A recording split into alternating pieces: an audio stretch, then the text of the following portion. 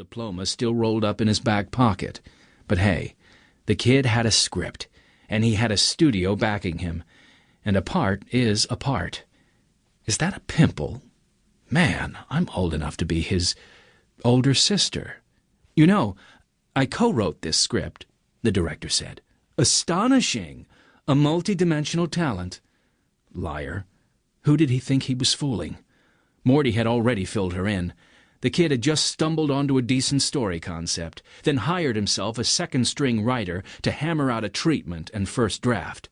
He probably bought the script outright, and then pasted his own name on the cover to negotiate a better deal as a writer-director hyphenate, inflating his salary and granting him casting privileges.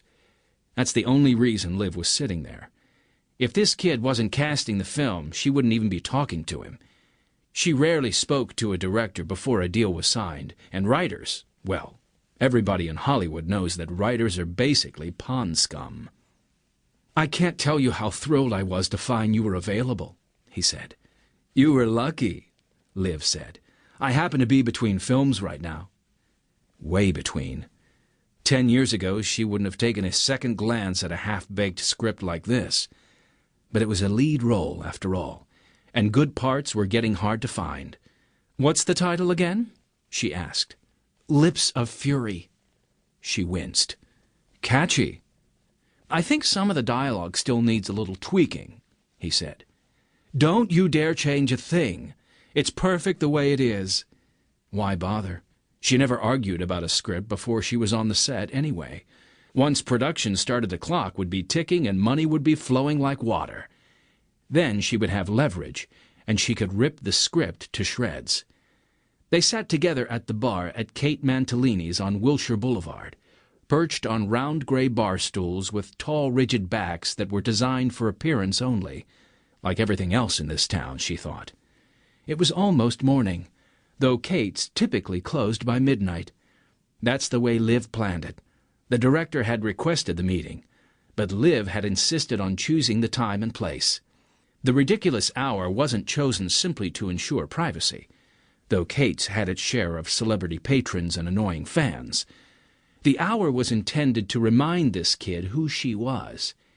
She was Olivia Hayden, and Kate Mantalini's or any other eating establishment in Hollywood would stay open just as long as she wanted it to.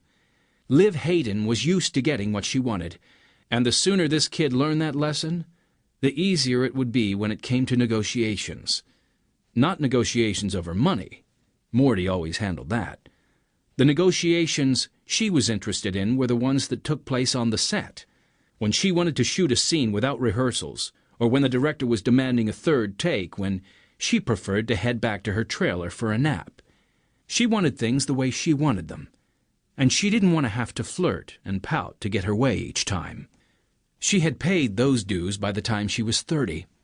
Liv was fast approaching 45 now, and she didn't have the patience or the energy to play those games anymore.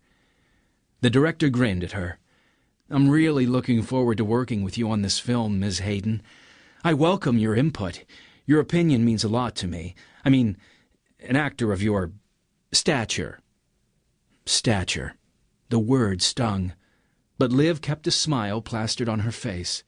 Stature, durability, longevity, they were all just euphemisms for the same brutal reality. Age. It was no picnic being a 40-plus box office icon in Hollywood, especially for a woman. Oh, sure, male actors complained about the ravages of time, too, but it was different for men. Less than a week ago, she was lunching with Nick Cage at the Ivy when he started whining about hairlines and facelifts, and she shoved his corn chowder into his lap.